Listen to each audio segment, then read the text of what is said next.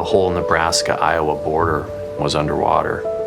Knew of people that weren't able to even get their property out in time. It came back quickly. And the water rose so fast, there was no time to move. That was really devastating for lots of people. I'm Doug Haley, and I'm an insurance agent in Papillion, Nebraska, and I've been in the insurance industry for about 30 years. Lots of people have the ability to get flood insurance, and sometimes they don't even realize it's available. Many people rent properties that are located in flood zones. The thing that a homeowner's or a renter's policy doesn't cover is flood insurance. After the floods last year, people were surprised at how affordable they could get flood insurance. I think some important things to consider is a homeowner or a person who's occupying a home or apartment, the proximity to any type of waterway, a river, a creek that has the potential to flood.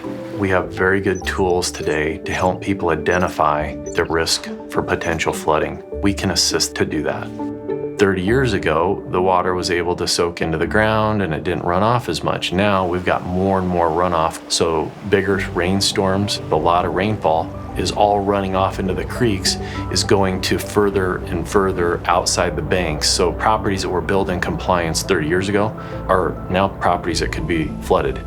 And those are the people who we want to make sure we're trying to protect. Nobody's really totally prepared for flooding. It's very devastating. With flood insurance, we can help you rebuild. Flood insurance really provides that peace of mind.